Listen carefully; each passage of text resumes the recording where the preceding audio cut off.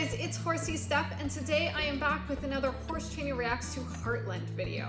I'm so excited to keep watching Season 1, Episode 4 with you guys, because I'm really curious how Amy approaches Ben's horse, Red. Seems like a really interesting situation. We still don't know what problems he may come up with, but I know she's gonna work with him, and her approach to him seems crazy to me. I haven't agreed with a single thing she's said yet, so I'm very excited to keep watching this episode and seeing if that trend continues or not. Don't forget to hit that like button and subscribe for more videos. It would help me out a ton. And let's go ahead and jump on in and keep watching this episode. But still, I'm not sharing my room. Don't worry about it. He's gonna be bunking in the house. I would be upset if I were Ty too. He's been there longer and he has to live in the barn, whereas this guy just gets a room in the house. Admittedly, Ty is there on probation for work, and this guy is paying to be there, so I do get why Ben would get to stay in the house and Ty is living in the barn, in the, in the room in the barn. Makes total sense. Ty's also there more permanently and Ben is there temporarily. I'm glad that Lou is gonna talk with her dad and hopefully bring up some of the feelings she's having about discovering this letter he gave to their mother. I think that it's really the only thing she can do since she is in communication with him. She really should talk to him about it, and hopefully that will help make her feel a little bit better about the situation. I mean, it's sucky no matter how you put it, but especially from somebody that wants to have a relationship with her dad, it's really sucky that they're finding out the mom is the one that kept him out of the picture. He wasn't even given that choice. Why do people keep doing this? It just seems like such a terrible, awful idea, and it's so easy to avoid. You have anywhere else in the entire world to ride your horse. You do not need to ride them galloping down the driveway on top of Lou. If your horse is galloping, gallop them away from her. Gallop them way on the other side of the road. Don't nearly crash into her. Why? We literally just saw this in the first part of this episode, and now it's gonna happen again. Is that gonna be the common trend in this episode? Every segment I react to, somebody almost runs over Lou? Why? Why? We want to find another route. Yeah. No, he doesn't get to say if you have a problem with horses, find another route. He nearly crashed into her. If he has a problem avoiding pedestrians, he should find another route. There's nothing that says he owns this area. This isn't even his property. He should at least be able to have the common decency and respect to pass somebody without nearly colliding with them. I'm not even complaining about his speed right now, which was highly inconsiderate. But he also was aimed right at her. If she hadn't heard the hooves coming up to her and leapt out of the way as she spun around, she would have gotten mowed over. It's one thing galloping past somebody, it's rude and awful, but it's a whole nother thing nearly bowling them over just because they are going about their business jogging. He doesn't own the world. He doesn't own the road. He needs to learn how to steer his horse and stay away from people, or he shouldn't be hacking it, much less riding. Also, there was no need for him to say "yah" and hit the horse as he's galloping off. It's just ridiculous and unnecessary on every level. I already don't like this guy. We just met him. All right, so Amy is doing some T-touch with Spartan. I don't understand why Ben came to this ranch to work, and yet he's treating them like his own personal servants and grooms, where he can just hand his horse off and go on his way instead of taking care of his own horse. In any kind of work environment, the minimum required expectation is that you at least take care of your own horse. Obviously, there are going to be other duties with any work, but if you pull out your horse to ride them, you put them away, you deal with them on your own time, because that's not somebody else's job. Who's paying you to ride your own horse? No one. So unless you're gonna pay somebody else to help you ride your own horse, you gotta do all the work, not just the part you feel like. You know, the part that involves your butt in the saddle. I can't stand people that are too lazy to take care of their own horses. At least tack and untack them. Red. All horses. I don't agree with Ben in this instance. This is maybe one of the few instances this episode I can side with Amy. T-touch to me falls under the classification of body work, which I use in a very general, loose way. And body work benefits every horse, whether they have issues or not. Every horse experiences some level of discomfort or tension. It's just life. I mean, think about yourself, because I know people are already being like, oh my God, no, you didn't just say that. Think about yourself. If you really go through and analyze how you feel in your body, you're gonna find at least one area that is uncomfortable. Pretty much at all times, or tight, or needs to stretch, or just not quite even with something else. Nobody is 100% perfect all the time. And if you feel 100% perfect, which I have trouble believing, I know you've at minimum put a lot of work into being there. So body work is just a way we can support the horses to feel more relaxed, feel better in their body, more even, just be better physically. And so I think T-touch can definitely benefit every horse. I don't think it would ever be my go-to body work. I just think there are more powerful ways you can use your time, because we don't all have all the time in the world. But as Amy said, every horse can benefit from it, whether they have some big glaring issue or they're just enjoying a nice little massage. You like to go get massages, right? Who doesn't like to go get a massage? Not necessarily to fix anything, just to relax and enjoy it. If that's what you're using T-touch for, then, go for it. It is better than nothing, and I'm sure the horse appreciates it. Wow, so he just threw his horse at her so that she was forced to take care of it, and he walked out. So rude. If that happened at my barn, you would not last here. Obviously, if there's some sort of emergency you need to run to, you need somebody to take your horse because something awful just happened, that's one thing. But this was uncalled for, rude, and clearly disrespecting both Amy and his horse that he owes it to take care of. Would not tolerate that. Would not tolerate that for 5 seconds. Amy is, of course, now taking care of Red because she's not going to leave the horse hanging. Did she tell you about the letter? Sure. I think this is much harder for Amy than it is for Lou, because Lou already has a relationship with her dad, so she's not finding out that her dad wanted to have a relationship for the first time. Lou already knows her dad wants a relationship. She obviously didn't know he wanted it back then. She didn't know that he wanted it with Amy, and, well, she did know he wanted it with Amy, but she didn't know he wanted it with their mother, Miriam. But Amy didn't even know he was around at all or had any interest in them at all. So I could see how that would be really hard for her.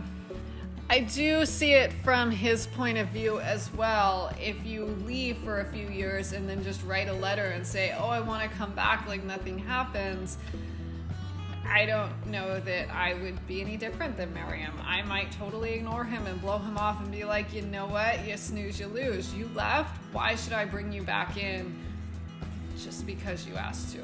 So I get it from her point of view, but I think it makes it really tough that nobody told Amy or Lou about it.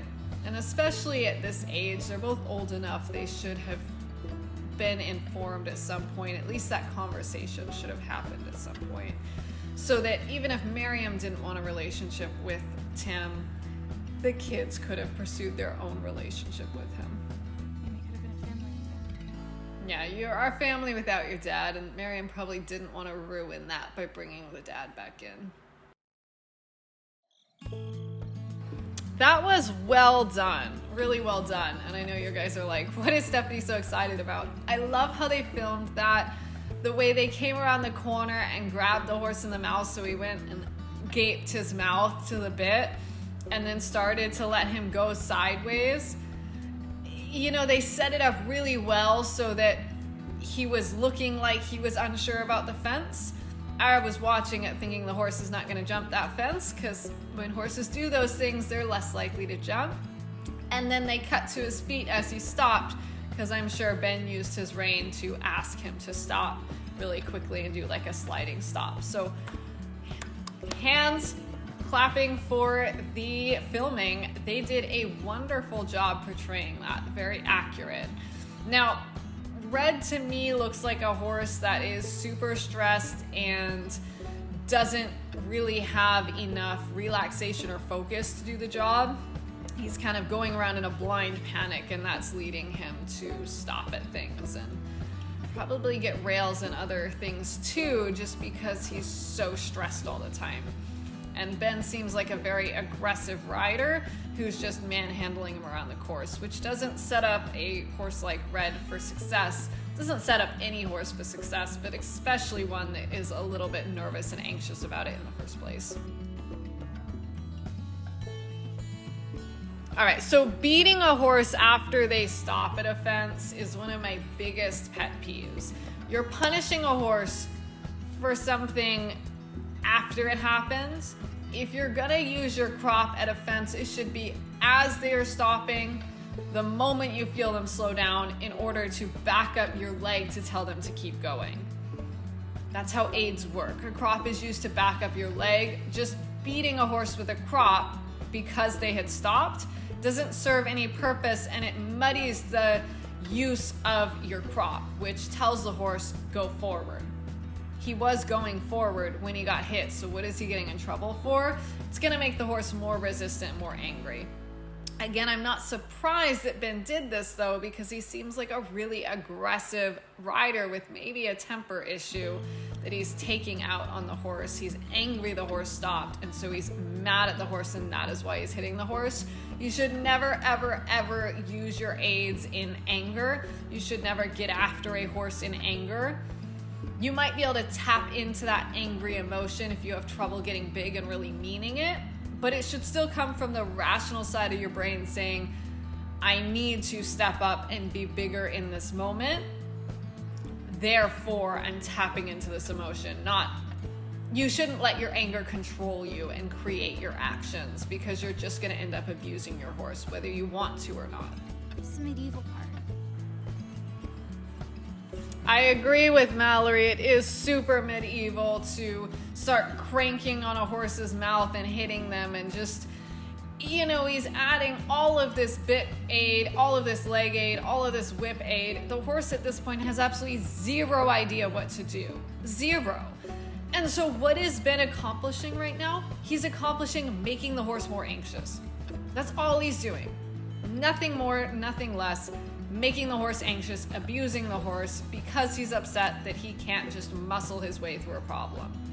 You know what? Muscling horses doesn't work. So it's long past time we move away from that, stop doing it, and start actually paying attention to why a horse does something and addressing the root of the problem instead of just beating them up and expecting them to magically figure out the answer. Especially in cases like this where the horse is panicky and that's why he's giving the wrong answer. Making him more panicky is just gonna make him give you the wrong answer harder because he's already panicky. That so pisses me off. I don't think I would be able to do that, especially in this situation where he is just a ranch hand and Ben is like a guest here. I would have trouble stepping into that. If this were a client of mine, they wouldn't be a client of mine anymore. Honestly, somebody like that would never pay me to work with them because they wouldn't agree with what I have to say. And if they came for a lesson and that was their solution, I wouldn't do what Ty did, but I would politely say, I'm sorry, this is not how I do things. I think it is abusive how you're treating your horse, and I cannot work with you anymore unless you can see things from my point of view and try my methods. Ty was very aggressive and grabbed Red and made Ben get off, and I think that created a lot of conflict that we'll probably see through the rest of this episode. Not the appropriate way to handle things. But I mean, I am glad somebody stepped in. That was getting hard to watch, even though I know it was all staged. You know, you can't really make it all staged. The horse was upset and anxious, even if he wasn't being beaten like they were portraying. Yeah, so that would be why you don't approach it the way Ty approached it. He kind of started the fight. Ben really is just finishing it. Now, I don't believe in fighting, but that's the risk you take when you step in an aggressive way like Ty did. So I'm not shocked that Ben responded that way. He was already upset and angry and beating up his horse. Somebody interrupting him is just going to be the new focus of his wrath. And I don't think this is going to go well for Ty. Still zero respect for his horse. He would rather fight Ty than take care of his horse. And because Mallory stepped in, now she's responsible for putting the horse away and taking care of it. It's just unacceptable on so many levels. The bare minimum you can do is take care of your horse properly after you ride them. Untack them, clean them up, make sure that they're put away nicely, and anything that needs to be done for their health is done. He's just gonna pass that on to somebody else because he thinks of his horse as trash and treats him like trash. Bet he paid a lot of money for that horse too. An arrogant ass jerk. An arrogant ass jerk. So true though. He was definitely gonna curse and thought better of it. I'm glad at least Ty and Mallory are taking care of the horse and putting the horse above Ben. I would personally find it hard to take somebody's horse after they treated me like that and take care of them. It would make me angry. It's not that I wouldn't do it, because again, it wasn't the horse's fault. None of this was the horse's fault. And he doesn't deserve that treatment, but it would make me extremely angry to be in that position of having to put away a horse after somebody just abused them, screamed at me, started a fight, and I would make them get off the property. I don't think I'm all for second, third, 10th chances. It's a problem I have, honestly. I don't think I would give that a second chance. I mean, even me, I think I'd be like, nope, get out of here, we're done.